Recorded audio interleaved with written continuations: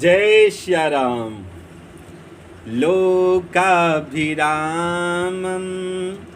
रणरङ्गधीरं राजीवनेत्रं रघुवंशनाथं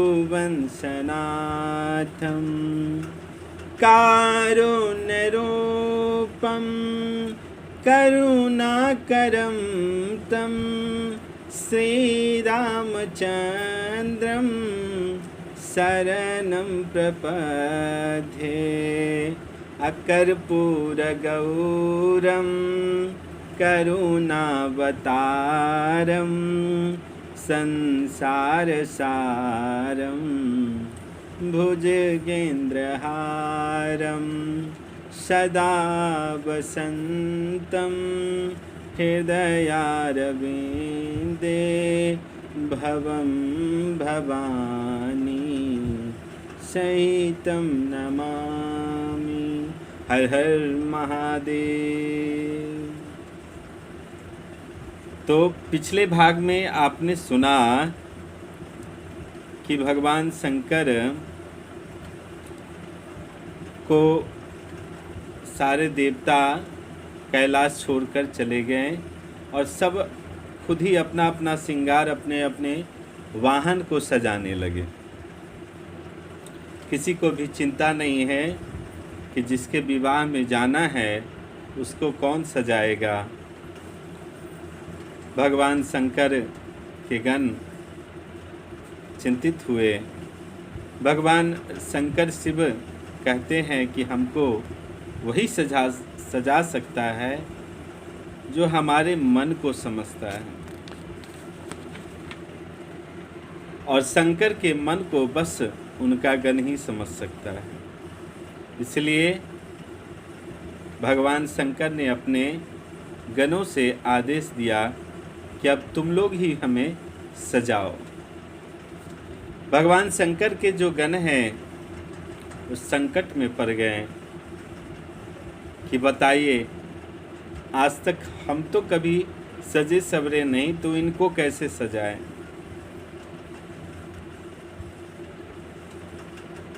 बाबा के गण बाबा को सजाने बैठे हैं। शिव ही शंभु गण करहि श्रृंगारा, जटा मुकुट अहि मौरि सवारा। शिव ही शंभु गण करहि श्रृंगारा, जटा मुकुट अहि मोरु सवारा। कुंडल कंकन पहिरे ब्याला, अतन विभूति पट के हरिछाला। शशि ललाट सुंदर सिर गंगा, नयन तीनी उपवीत भुजंगा। गरल कंठ उर नरसिर माला, आशिव वेश शिव धाम कृपाला। कर त्रिशूल अरु डमरु विराजा, चले बसह चढ़ी बाजहि बाजा। चले बसह चढ़ी बाजहि बाजा। जैसे भगवान शंकर बैठे, बाबा के गण सजाने लगे। बाबा के गण सोचे कि कहाँ से प्रारंभ करें, समझ में नहीं आ रहा था। सबसे पहले बाबा के गण की दृष्टि गई भगवान शंकर के जटाओं पर। काम दहन के समय भगवान शिव जी की जटा बिखर गई थी। गणों ने जटाओं को समेटना प्रारंभ किया। ऐसा समेटा कि सिर पर मुकुट का आकार ले लिया। एक गण बोला कि टोपी का काम खत्म हुआ। दुल्हा के टोपी तैयार हो गया। एक ने कहा कि मोर न लगाइएगा, तो दूल्हा कैसे लगेगा। भगवान शंकर बोले कि मोर क्या होता है, मोर क्या होता है। तब भगवान शिव के गण बोले कि जो सिर के ऊपर चारों तरफ से झूलता रहता है उसको मोर कहा जाता है। तब शिव के गण भगवान भोले बाबा के गण क्या किए कि एक जगह बहुत सारे गण एकत्रित हुए थे और वहाँ जितने भी पतले पतले सांप थे सबको पकड़कर सिर ऊपर करके बांध दिया और जटाओं के मुकुट के ऊपर से लटका दिया। सर्प का सिर ऊपर और पूंछ नीचे लटका दिया। बाबा के चेहरे के आगे झूलने लगा। श्रृंगार शुरू हुआ। कान में कुंडल सोने का नहीं सांप का बनाया गया।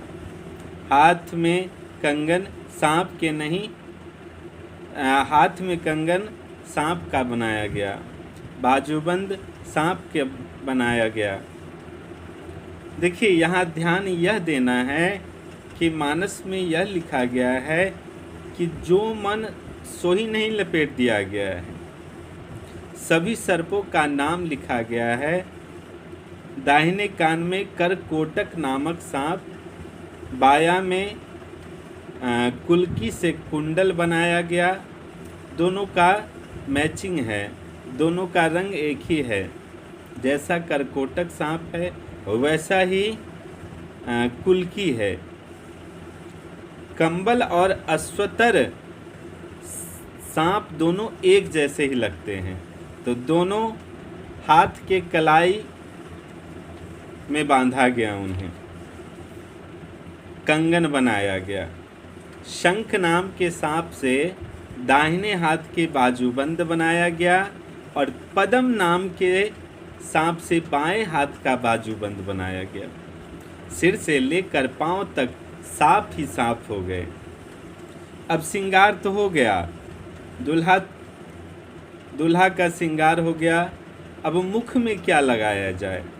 एक गण दौड़ के गए शमशान और वहाँ से भस्म लेके आए। सिर से लेकर पांव तक बाबा के ऊपर भस्म लगा दिए। एक तो बाबा पहले से गोरे, दूसरे में भस्म लगा दिया गया। देखिए भगवान शिव का रंग कौन सा है, कर्पूर गौरम। एक तो भगवान गोरे, ऊपर से भस्म लगा दिया गया। कपूर जितना सफ़ेद होता है वही भगवान का रंग होता है। भगवान शंकर का रंग है श्वेत वर्ण, और ऊपर से भस्म लगा दिया गया और सब तरह से सुंदर दिखने लगे। बीच में कंठ जो है वह नीला है, नीलकंठ है। सोचिए सफ़ेद के बीच में नीला कितना अच्छा लगेगा। ललाट पे चंद्रमा, सिर पे गंगा जी है, एक हाथ में त्रिशूल और एक हाथ में डमरू है। एक गण ने कहा कि माला तो सरकार पहने ही नहीं। दूसरा दौड़ा शमशान और बहुत सारे खोपड़ी लेके एक पतले सांप में सभी मुंडों को डालकर